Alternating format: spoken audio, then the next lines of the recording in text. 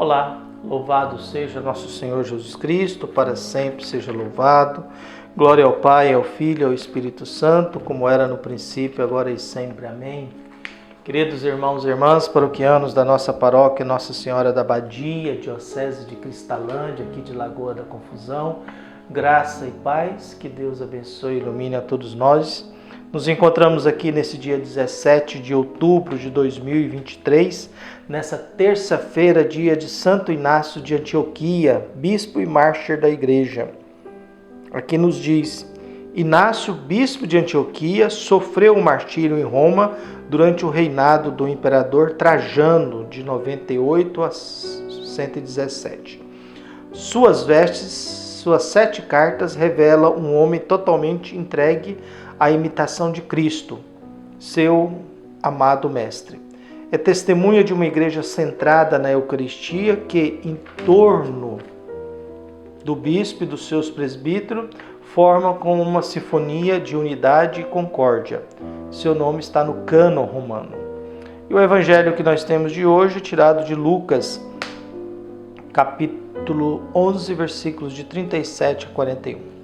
O Senhor esteja convosco, Ele está no meio de nós. Proclamação do Evangelho de Jesus Cristo segundo Lucas. Glória a vós, Senhor.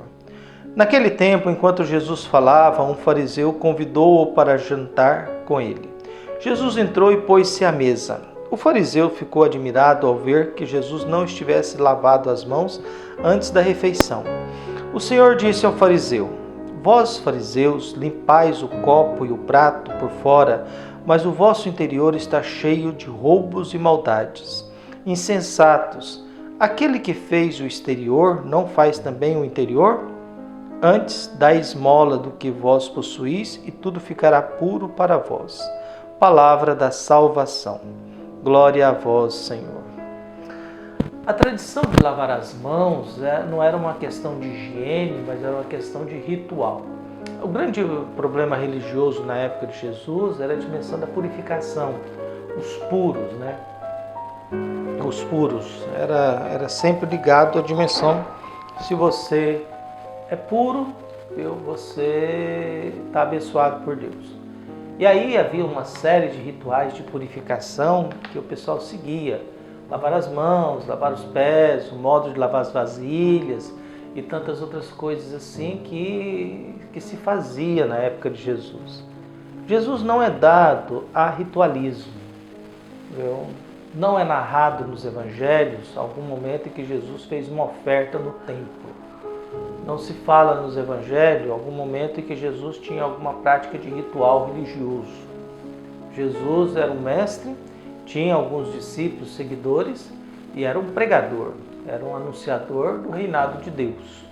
Mas que Jesus tinha alguma prática de ritual? Não, a única coisa que Jesus deixou como lembrança de ritual foi a Santa Ceia, que é um momento da instalação da Eucaristia.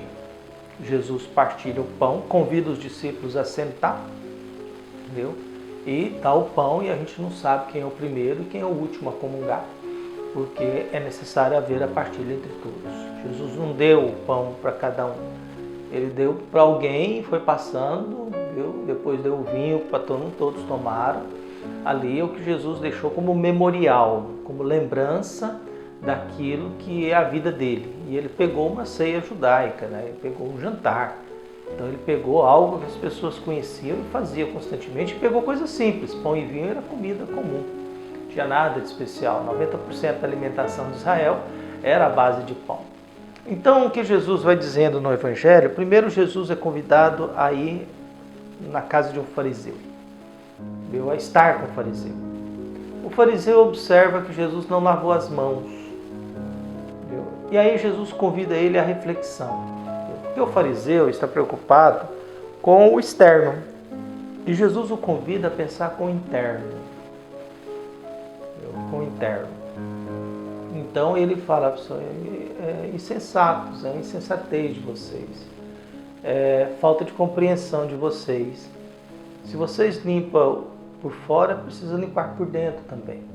Em outro evangelho, Jesus chega a chamar de sepulcros caiados, ou seja, túmulos.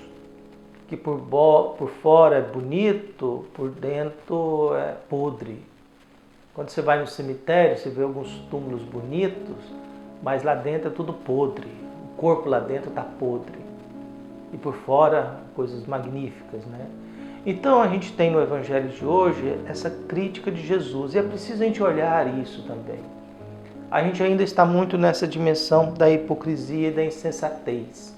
A gente fica preocupado por fora e não se preocupa por dentro.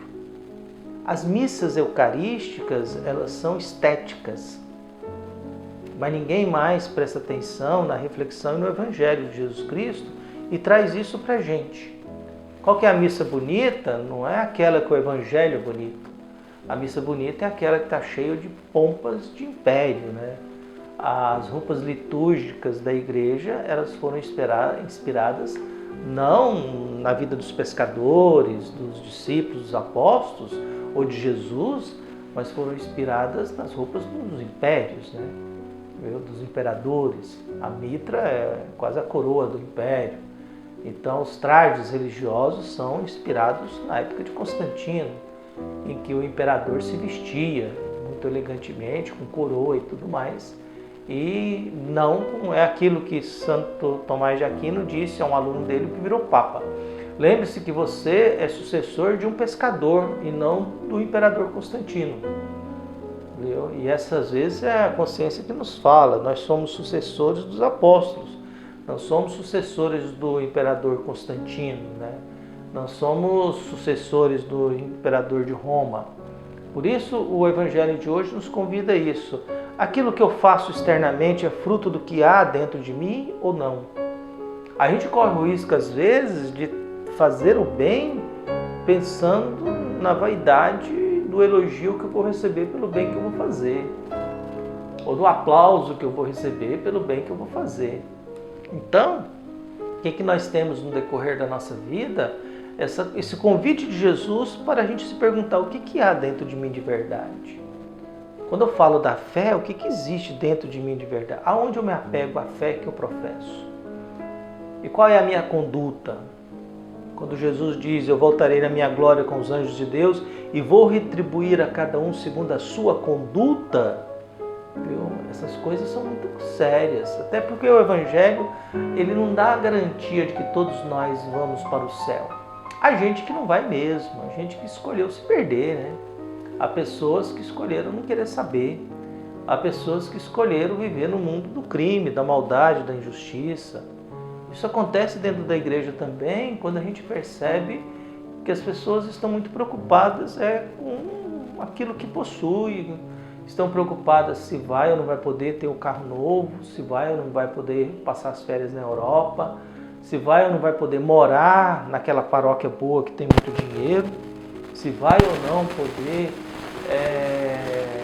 vestir com as marcas de roupa que deseja e tudo mais, se vai ou não poder aparecer na televisão, até porque às vezes a gente tem essa vaidade também, né, de querer aparecer muito. Mas é muito importante a consciência, o que tem que aparecer é Jesus. É Jesus que tem que aparecer e a igreja que tem que aparecer. A gente sempre é um instrumento, por isso a gente vai aprendendo a viver bem em qualquer ambiente. A gente só não vive bem nos ambientes em que a gente percebe que há corrupção, a desonestidade, a hipocrisia. Eu não suporto os ambientes que eu pedi para sair, porque eu descobri que ali parece que não tinha nada de Deus. E eu pedi para sair em ambientes grandes, importantes, porque eu comecei a perceber aqui não tem nada de Deus não. Isso aqui é uma hipocrisia, isso aqui é uma falsidade generalizada. Então peçamos a Deus que abençoe a todos nós, que nós não fiquemos preocupados com o externo, mas que a gente fique preocupado com aquilo que há dentro de nós, que aquilo que somos por dentro e que aquilo que a gente faz seja fruto da fé que nós professamos dentro de nós, dentro do meu coração e dentro da minha consciência, que são os dois pilares da minha existência. É ali que eu descubro quem eu sou de verdade, o que eu trago no coração e o que eu trago na minha consciência. Ali que eu revelo de verdade quem sou eu para esse mundo, e Deus sabe disso. E Deus vai descobrindo quem sou eu, olhando para o meu coração, para a minha consciência. Um abraço e até mais.